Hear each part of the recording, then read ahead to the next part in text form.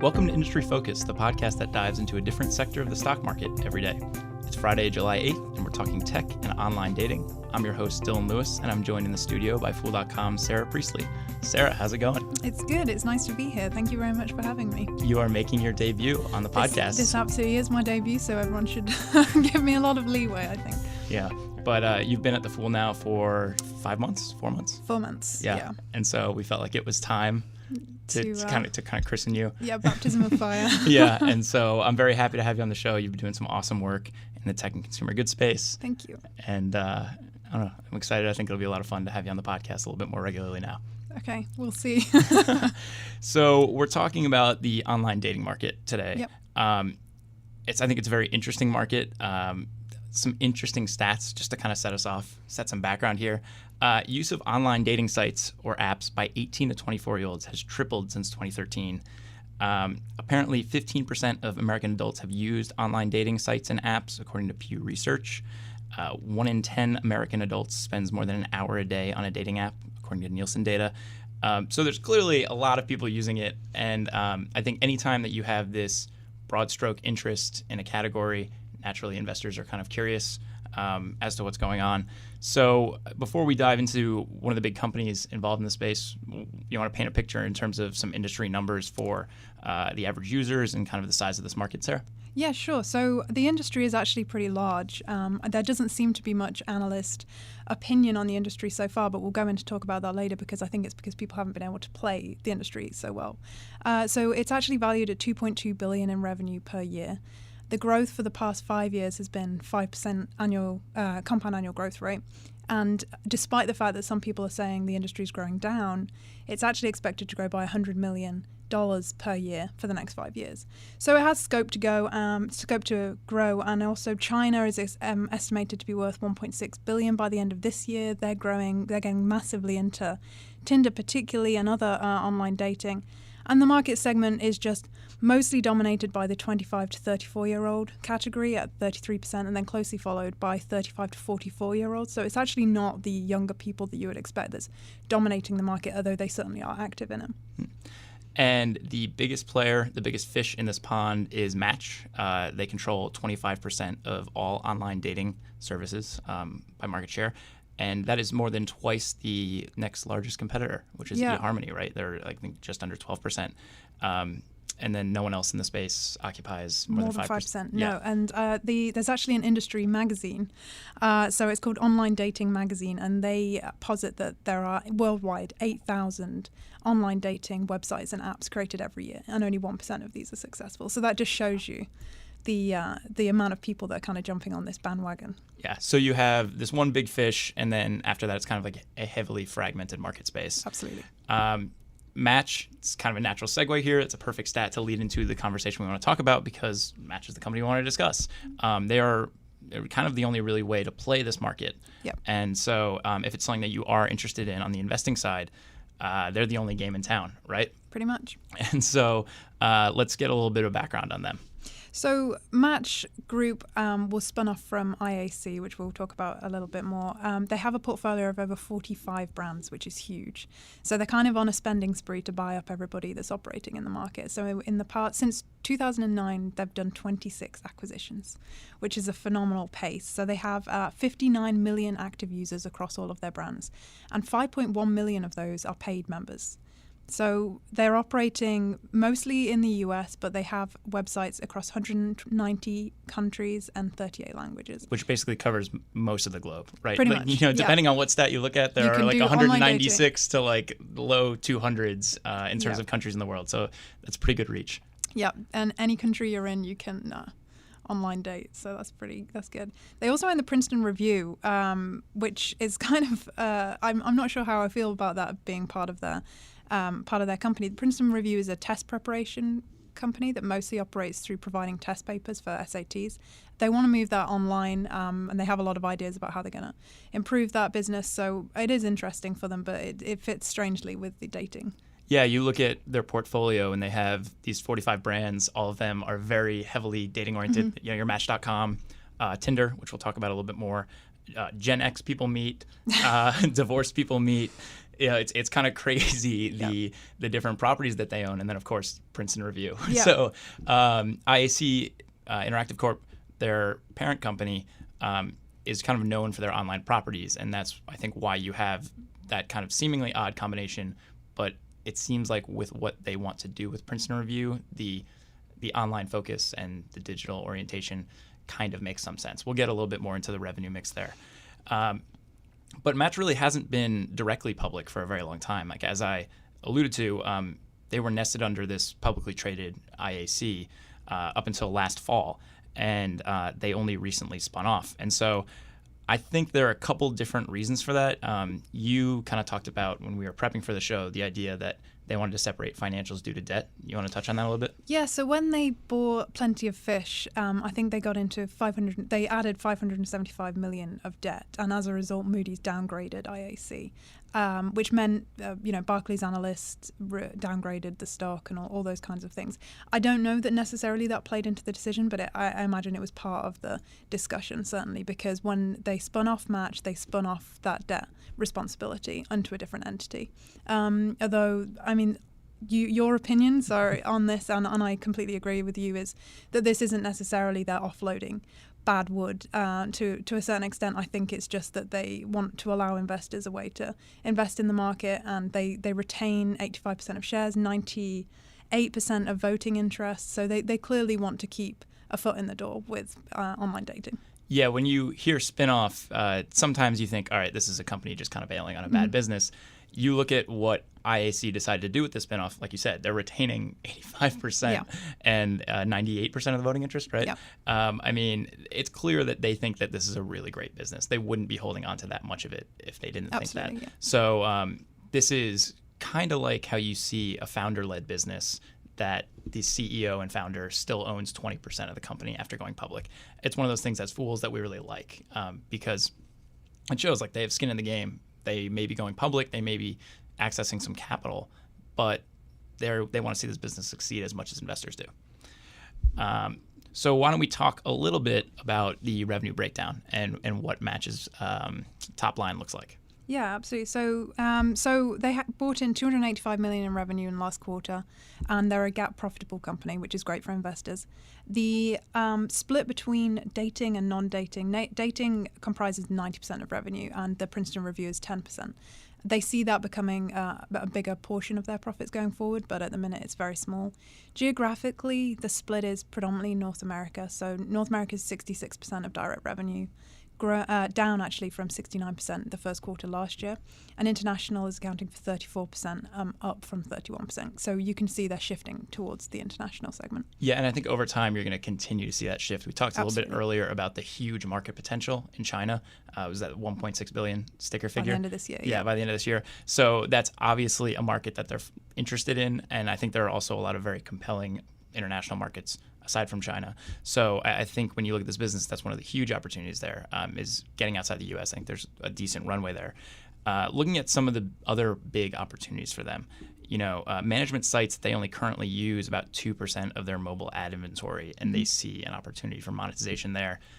In prepping for the show, we were kind of talking a little bit about, like there might be some opportunity there. I'm not totally sold on that. What do you think?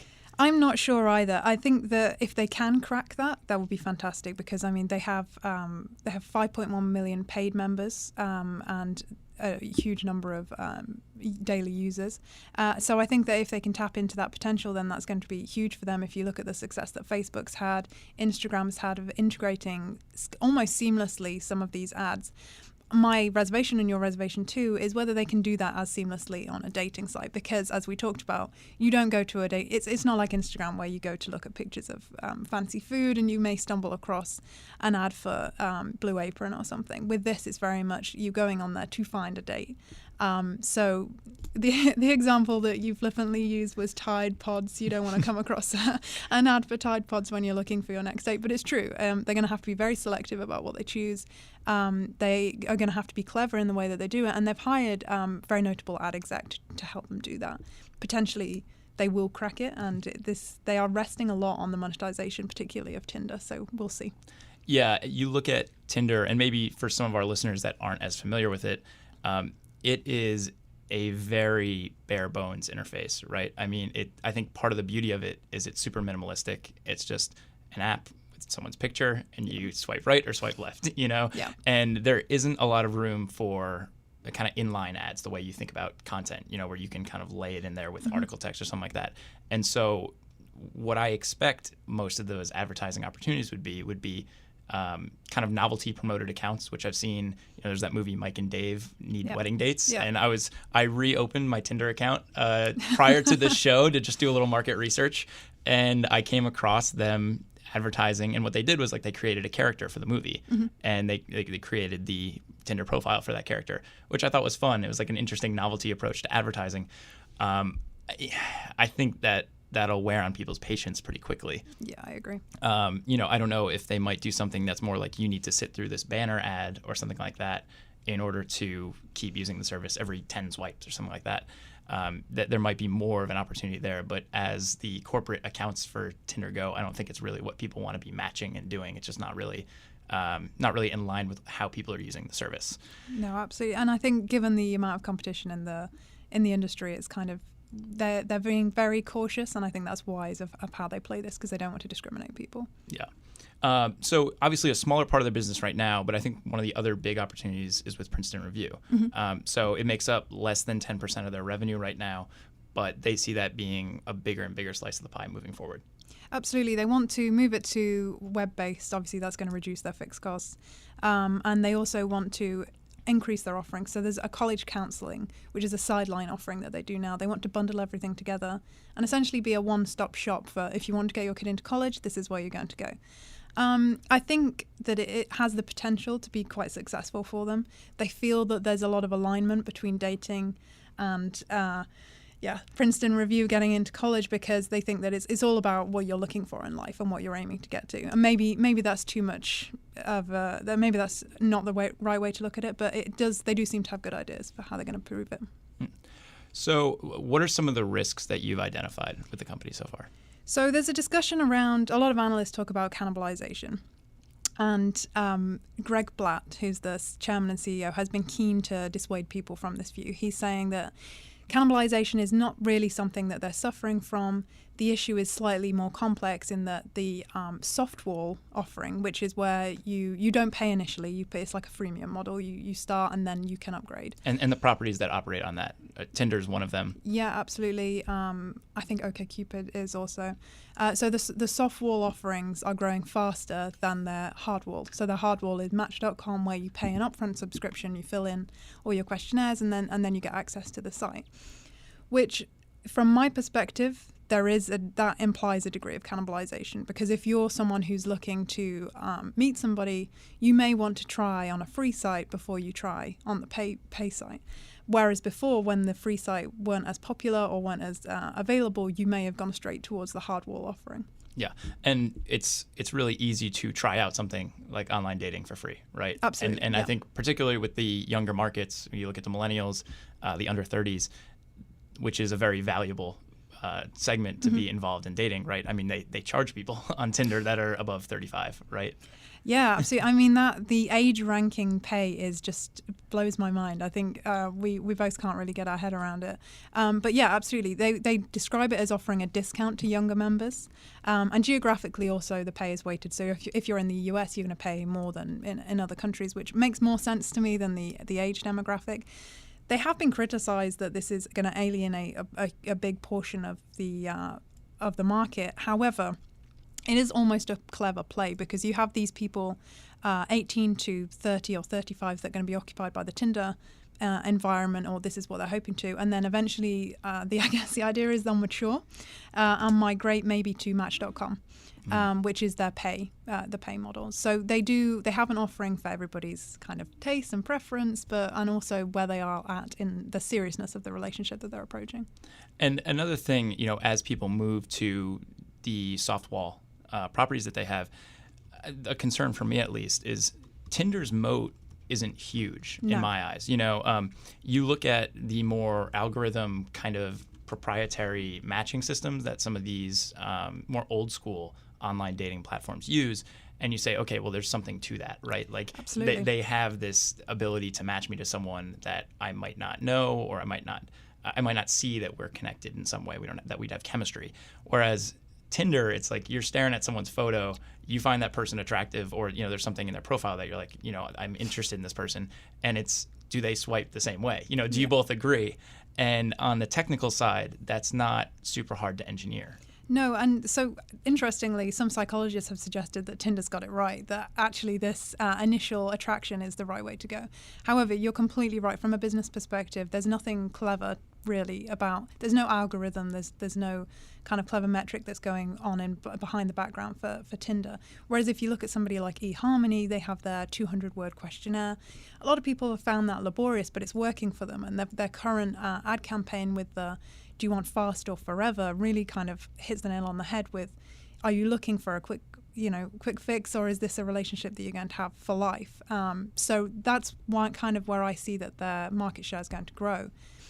There is always going to be the market of the younger people that aren't looking for something as serious that are going to go to Tinder, but they have so many choices in apps that they can go to. And as soon as Tinder makes one wrong move, there are, I can think of 10 off the top of my head other apps that people can use. Yeah, there's just a bevy of free dating apps that are out there, Hinge, Bumble, to name a few, that get at something that's very similar to what Tinder does. And so that's kind of a looming threat.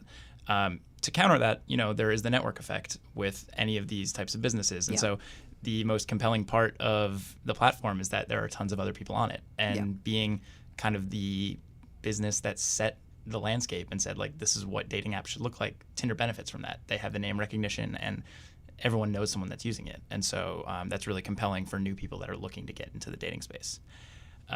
One other risk that I think is kind of worth bringing up is, you talked about their acquisition history. And there's 26 acquisitions since 2009. Yep, right? That's right. They carry a ton of goodwill on their balance sheet, 1.3 billion to be exact. And that is just something that is important to keep in mind when you're looking at an acquisition-heavy company. There's always, and just as a reminder to listeners, acquisition goodwill is often the difference between acquisition value and kind of the intrinsic, what you can peg value of a business. So if I buy Sarah Priestley Enterprises for $7 billion and the kind of market value of that is currently $5 billion, I'm paying a $2 billion premium. That's being pushed along to the balance sheet as goodwill. That's fine so long as we're able to realize that premium that we see in the business. If you want a great kind of layout of how this can go poorly, check out the write-off episode that Sean O'Reilly and I did a couple months ago, because there are a lot of acquisitions just simply don't work out. They've been really smart in acquiring businesses that are within their niche and align very well. They build out this very, very robust portfolio of hyper-focused dating sites. But as a serial acquirer, that's something you kind of need to be aware of. Yeah, they've paid a premium to own the amount of companies in the industry that they do own. Sorry. And that's kind of established them as this huge market leader, right? And how they managed to have twice the market share of anyone else. The downside of that is, they carry a ton of goodwill. Yeah, it's just something that investors should bear in mind, I think. Yeah. Lastly, just kind of looking at their valuation and how to think about this business. So on a trailing PE basis, they're around 30. Their forward PE is 15.5. So there's obviously big ramp up expected, within the coming year. Those are pretty attractive numbers. I mean, the reality is, this is a business that grew its top line at 20% last quarter, and their GAAP income positive, which is nice to hear. That's not always the case for these high growth companies. And they operate in a space that's very easy to scale, right? They're moving towards pretty much pushing everything online with the Princeton Review stuff, and all the dating stuff they do is online. So there's not a ton of overhead with those types of businesses. So it's actually a pretty attractive valuation given their growth. It is an attractive valuation, especially if you buy into the growth in the industry at large. And this is really one of the few plays that you can make into the industry. And yes, there are a number of other players, but most of these players are operating under Match Group.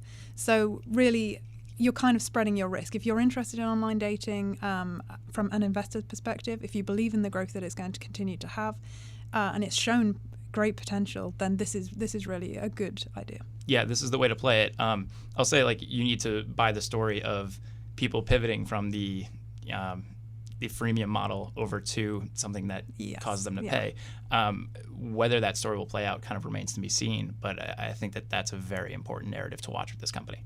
Absolutely, yeah. I think you really have to see if they're going to be able to monetize websites like Tinder, but it remains to be seen. Yeah, and they've seen some success with the Tinder Plus, and I think some of the incremental product increases and developments that they've done have done a pretty good job of stoking the fire.